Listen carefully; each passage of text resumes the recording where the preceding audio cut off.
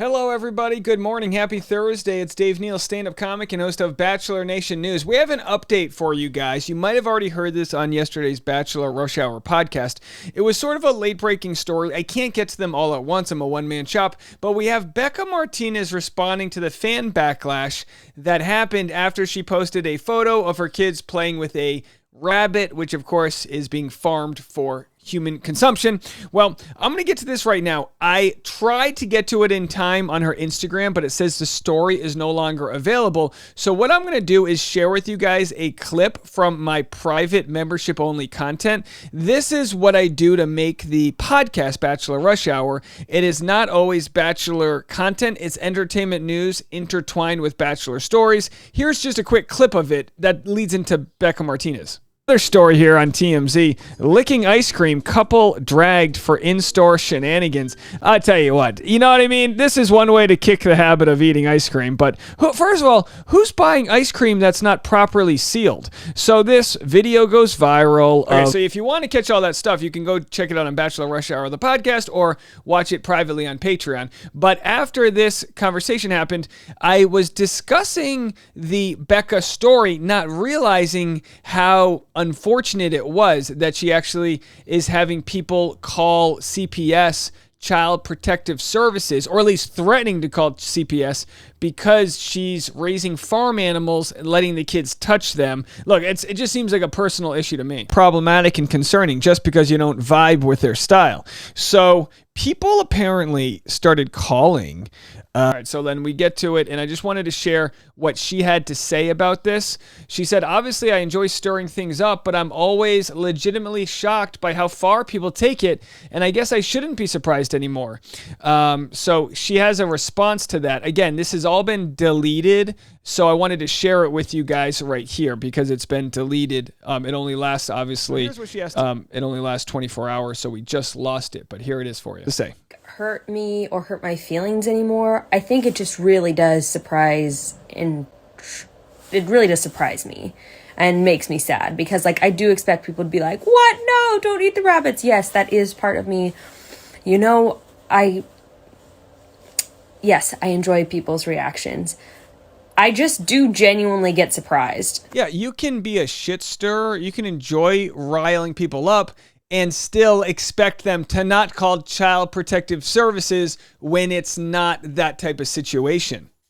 When people are throwing around something like suggesting that maybe the government and local authorities should get involved to make sure that everyone in my family is out of emotional danger, that's where I'm that actually surprises me. I'm like, how fucking out of touch are you? How fucking lost in the sauce are you? The truth is, Bekah, there is a sub-segment of people that comment that are truly, truly unhinged.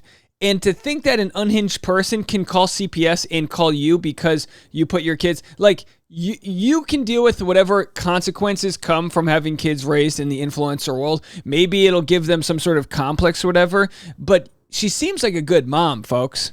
You know what I mean?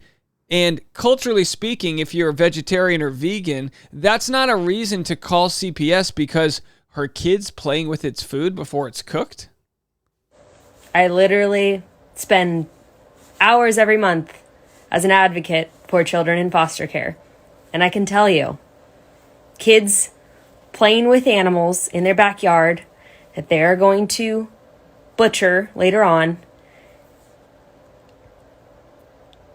is not danger to a child's well-being. And also, it's good to know that in most cases, people who work in, I'm guessing, Child Protective Services will be able to look at the story and throw it out quickly, but that's still a bandwidth that has to be used that could go to a case where actual abuses are happening here. So yeah, it only takes one person to make these calls, but I don't have any kids, but I would be enraged if people were using that as some sort of weapon against me. Okay. Now this spurred a huge debate with people. All right, so then I talked about it on the podcast, but we just want to flip over there and get her reaction. Again, this has all been deleted. Because my dad just told me this past weekend. So my grandparents are from Mexico, right? Which, by the way, it's cultural to raise animals for meat. It was part of all of our cultures at some point. But anyway, so my grandparents always raised animals for meat. In fact, one time my uncle gave my grandma a pair of doves for her birthday, and my grandpa ended up grilling them like the next week. But my dad was a part of it. He said growing up, it was always normal. It was just something that they were used to. But my dad told me that there was a couple years where my grandpa had to work in like a industrialized meat facility. Okay, so her grandfather worked in her grandfather found out how the sausage was made and no longer wanted meat. I totally get it. I understand that exists out there. So here's where it gets crazy, and I think this is where I can pick up from the Instagram story of Bekah's here, because I think this is not deleted yet.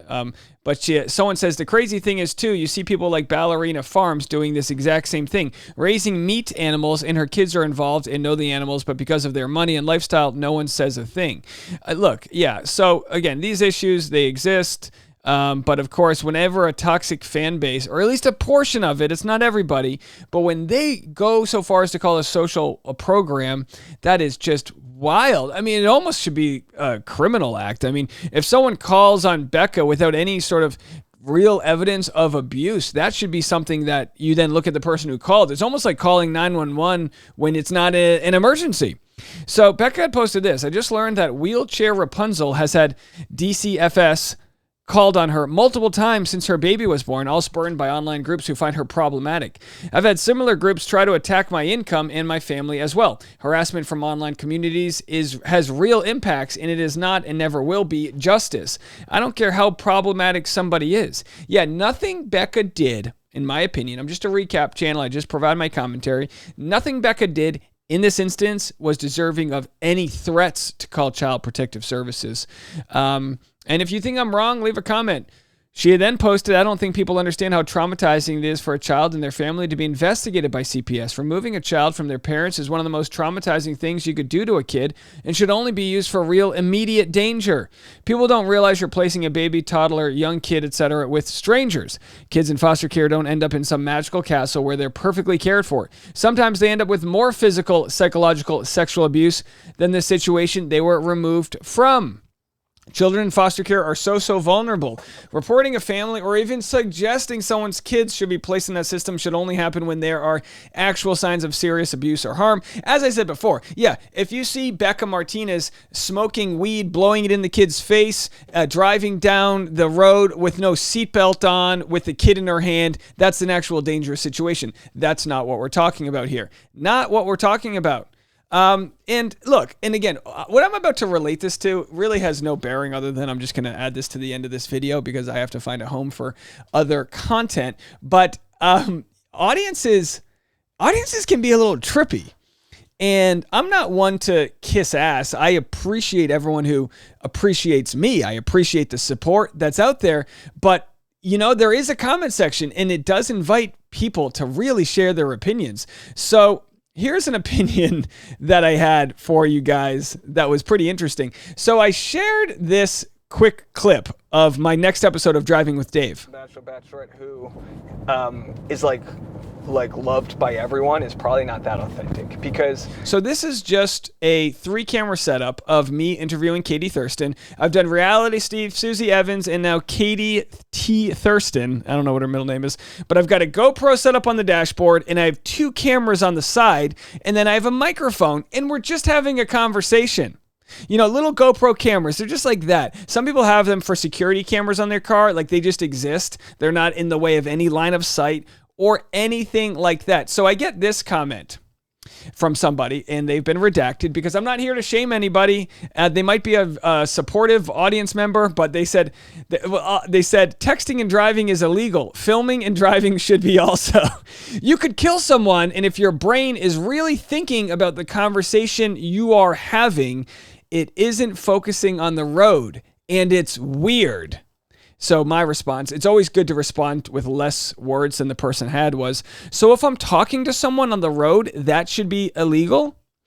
And then the other person said, I'm sorry, driving with Dave does not work. It's so awkward. Also, you should be focusing on the road. And there is no way you're listening for content and focusing on the road ahead of you, waiting for that fender bender. My response was, "You're waiting for me to get into a car accident?"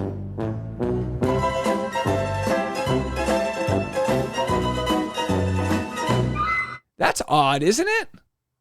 No fan of mine wants me to get into a fender bender. Look, here's the deal. I understand the idea, but you're allowed to talk to somebody in a car while you're driving. And also, to say that driving with Dave doesn't work, my episode with Susie was probably the highest rated piece of content I've ever made. It's got 1,000 upvotes. It's got 34,000 views. It's made a ton of money because it's a long conversation. It's perfectly safe. I wouldn't put anyone at risk to make content. But I just wanted to answer that to you so you could hear my voice when I say that.